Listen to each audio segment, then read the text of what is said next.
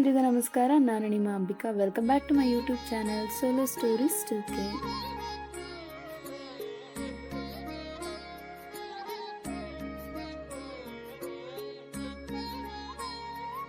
ಚಿಕ್ಕಬಳ್ಳಾಪುರದಿಂದ 4 kilometre ಹಾಗೂ ಬೆಂಗಳೂರಿನಿಂದ 60 kilometre ದೂರದ ತಿಪ್ಪೇನಹಳ್ಳಿಯಲ್ಲಿ ನೆಲೆಸಿರುವ ಶ್ರೀದೇವಿ ಮತ್ತು ಭೂದೇವಿ ಸಮೇತ ಮೋಕ್ಷ ರಂಗನಾಥ ದೇವಸ್ಥಾನದ ಬಗ್ಗೆ ನಾನು ನಿಮಗೆ ಈ ವಿಡಿಯೋದಲ್ಲಿ ತಿಳಿಸ್ಕೊಡ್ತಾ ಇದ್ದೀನಿ.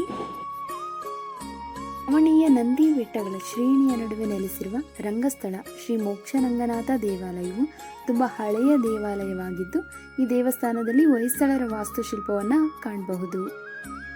ಈ ದೇವಸ್ಥಾನದ ಮುಂಭಾಗದಲ್ಲಿ ವಿಷ್ಣುವಿನ ದಶಾವತಾರ ಕೆತ್ತನೆಗಳನ್ನು ಕಾಣಬಹುದು.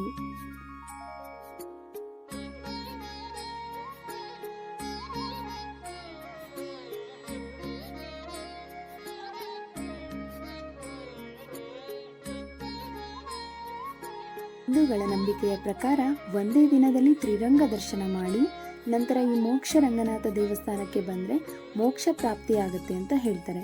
ಇದೇ ಕಾರಣಕ್ಕೆ ಈ ದೇವಸ್ಥಾನವನ್ನು ಮೋಕ್ಷ ರಂಗನಾಥ ದೇವಸ್ಥಾನ ಅಂತ ಕೂಡ ಕರೀತಾರೆ. ತ್ರೇತಾಯುಗದ ಕೊನೆಯಲ್ಲಿ ಭಗವಾನ್ ಶ್ರೀರಾಮ ರಾವಣನನ್ನು ಸೋಲಿಸಿ ಅಯೋಧ್ಯೆಗೆ ಹಿಂದಿರುಗಿದಾಗ ಶ್ರೀರಾಮನಿಗೆ ಪಟ್ಟಾಭಿಷೇಕ ಮಾಡಲಾಯಿತು. ರಾವಣನ ಸಹೋದರರಾದಂಥ ವಿಭೀಷಣನು ಕೂಡ ಈ ಸಮಾರಂಭದಲ್ಲಿ ಭಾಗವಹಿಸಿದ್ರು. ಕೃತಜ್ಞತೆ ಮತ್ತು ಮೆಚ್ಚುಗೆಯ ಸಂಕೇತವಾಗಿ ಭಗವಾನ್ ಶ್ರೀರಾಮನು ಬಿದಿರಿನ ಬುಟ್ಟಿಯಲ್ಲಿ ಶ್ರೀರಂಗನಾಥನ ವಿಗ್ರಹವನ್ನು ಉಡುಗೊರೆಯಾಗಿ ನೀಡಿದರು. ಪ್ರಭು ಶ್ರೀರಾಮರ ಉದಾತ್ತ ಸನ್ನೆಯನ್ನು ಸ್ಮರಿಸುತ್ತಾ ಸಪ್ತ ಋಷಿಗಳು ಅಂದರೆ 7 ಋಷಿಗಳು ಏಕಕಾಲಕ್ಕೆ ಶ್ರೀರಂಗಪಟ್ಟಣ, ಶ್ರೀರಂಗಂ ಮತ್ತು ರಂಗಸ್ಥಳದಲ್ಲಿ ಶ್ರೀರಂಗನಾಥ ದೇವರ ವಿಗ್ರಹಗಳನ್ನು ಒಂದೇ ದಿನದಲ್ಲಿ ಪ್ರತಿಷ್ಠಾಪನೆ ಮಾಡಲಾಯಿತು.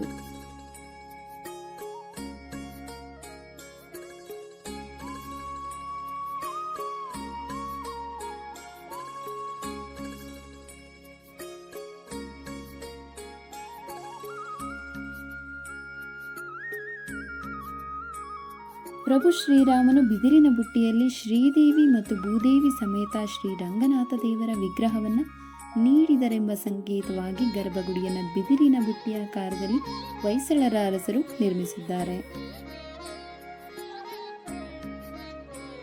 ಒಂದೇ ಶಾಲಿಗ್ರಾಮದ ಕಲ್ಲಿನಿಂದ ಕೆತ್ತಲಾಗಿರುವ ಶ್ರೀರಂಗನಾಥ ವಿಗ್ರಹವು ಸುಮಾರು 4.5 ಅಡಿ ಉದ್ದವಿದ್ದು ಆದಿಶೇಷನ ಮೇಲೆ ಮಲಗಿರುವ ವಿಗ್ರಹವನ್ನು ನಾವಿಲ್ಲಿ ಕಾಣಬಹುದು. ಇನ್ನೊಂದು ವಿಶೇಷತೆ ಏನಪ್ಪಾ ಅಂದರೆ ಮಕರ ಸಂಕ್ರಮಣದ ದಿನ ಸೂರ್ಯನ ಕಿರಣಗಳು ಶ್ರೀರಂಗನಾಥ ದೇವರ ಪಾದ ಕಮಲಗಳಿಗೆ ಸ್ಪರ್ಶಿಸುತ್ತೆ. ಹಾಗೂ ಈ ದೇವಸ್ಥಾನದಲ್ಲಿ ಹೊಯ್ಸಳ ಮತ್ತು ದ್ರಾವಿಡ ಶೈಲಿಯ ವಾಸ್ತುಶಿಲ್ಪವನ್ನು ಕಾಣಬಹುದು.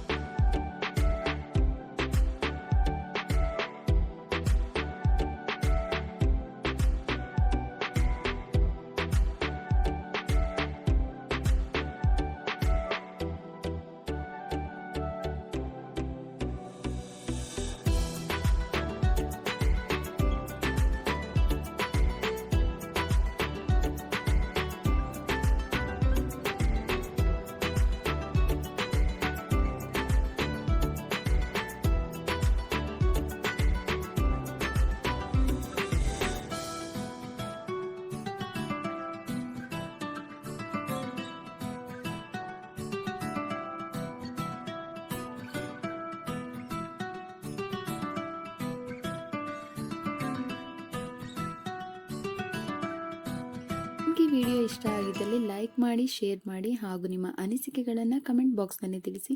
ನೀವಿನ್ನೂ ನಮ್ಮ ಯೂಟ್ಯೂಬ್ ಚಾನಲ್ನ ಸಬ್ಸ್ಕ್ರೈಬ್ ಮಾಡಿಲ್ಲ ಅಂದರೆ ಈಗಲೇ ಸಬ್ಸ್ಕ್ರೈಬ್ ಮಾಡಿಕೊಡಿ. ಮತ್ತು ಮುಂದಿನ ವಿಡಿಯೋದಲ್ಲಿ ಸಿಗೋಣ. ಬಾಯ್ ಬಾಯ್.